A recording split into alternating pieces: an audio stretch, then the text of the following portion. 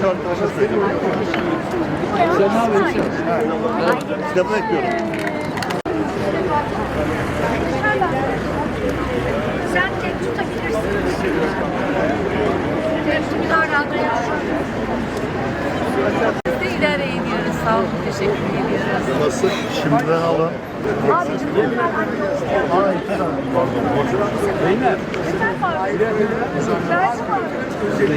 32 yıl önce gözaltında kaybedilen Kasım ve Halil Apsor'a ne oldu? Zorla kaybetmelerde hakikati bilme hakkı, kaybedilen kişinin akıbetinin nerede olduğunun ve başına ne geldiğinin yakınları ve toplum tarafından bilinmesini ifade eder. Bu hak, uluslararası insan hakları hukukunda cezasızlıkla mücadele ve adaletin tesisi açısından temel bir hak olarak kabul edilmektedir. Bu nedenle 1103. haftamızda bir çağrıyla başlıyoruz. Adalet Bakanlığı bünyesinde kurulan faili meçhul suçları araştırma daire başkanlığı başta zorla kaybetmeler olmak üzere cezasız bırakılmış insan hakları ihlallerini de kapsamalıdır. Bu birim yalnızca dosya açan bir mekanizma olarak kalmamalı, gerçeğin ortaya çıkarılmasını, faillerin belirlenmesini ve yargı önüne çıkarılmasını sağlayacak etkinlikte çalışmalıdır. Aksi halde cezasızlık bu topraklarda fiili bir devlet pratiği olarak varlığını sürdürmeye devam edecektir. Bugün 32 yıldır hakikatin inkar edildiği Kasım ve Halil Apsor için bir kez daha hakikat ve adalet talebimizi yükseltiyoruz.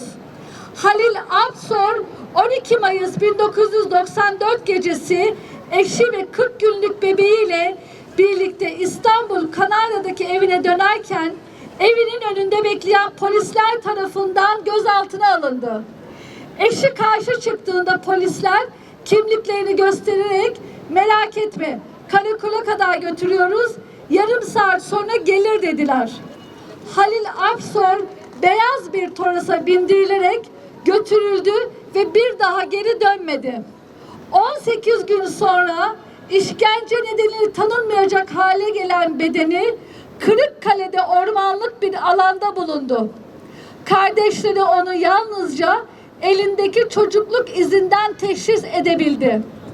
Halil Apsor'un gözaltına alınmasından bir hafta sonra bu kez polisler kuzeni Kasım Apsor'un Adana'daki evine baskın düzenledi. 30 yaşındaki Kasım Apsor uzun namlulu silah taşıyan maskeli polisler tarafından 18 Mayıs 1994 sabahı gözaltına alınarak Adana İstihbarat Dairesi'ne götürüldü. Aynı günün akşamında serbest bırakıldı. Ancak kimliğine el konuldu. Kendisine yarın gel kimliğini al denildi. Eve döndüğünde işkence görmüş durumdaydı. Ertesi gün kimliğini almak için MİT binasına gitti. Yakını kapına bekledi.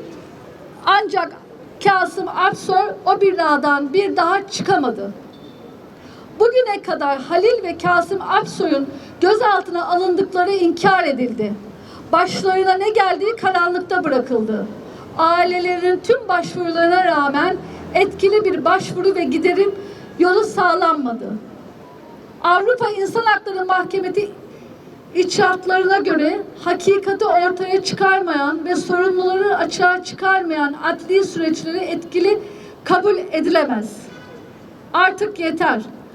Başta Kasım ve Halil Apsor dosyası olmak üzere tüm gözaltında kaybetme dosyalarında etkili soruşturma yürütülmeden verilen kovuşturmaya yer olmadığı kararların yol açtığı ağır ihlallere son verin.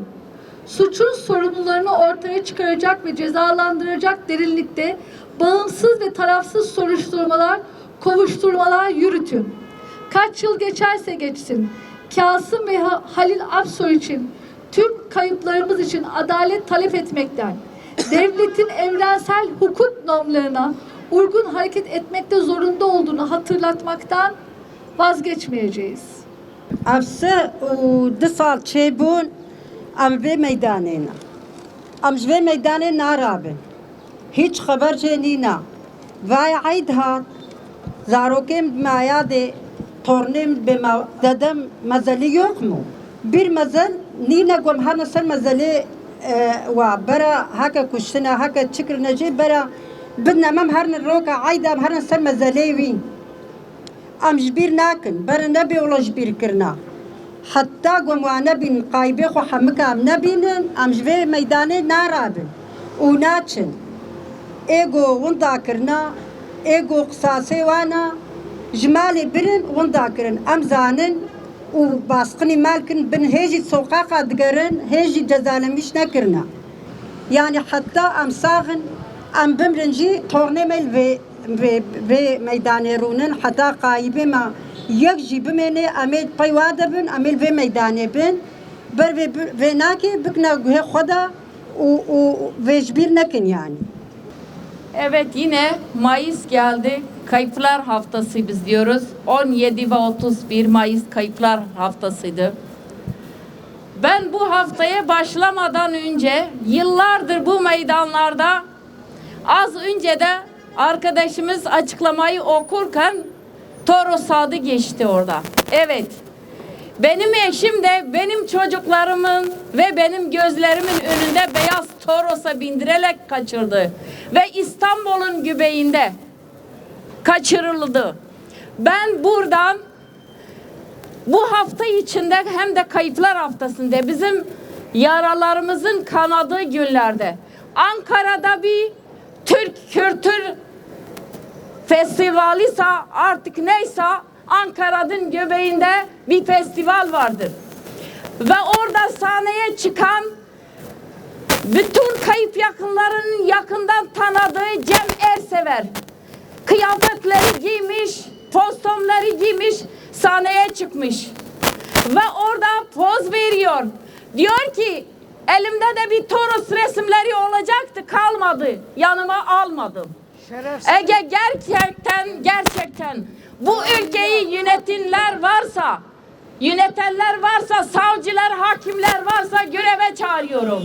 Sizi göreve çağırıyorum, görevinizi yapın.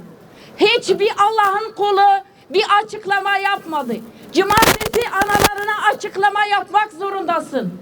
Biz yıllardır çocuklarımızın, eşlerimizin, kardeşlerimizin peşindeyiz. Bizim canımız yandı, bundan sonra kimsenin canı yanmasın. Kimsenin çocukları kaybolmasın, eşleri kaybolmasın.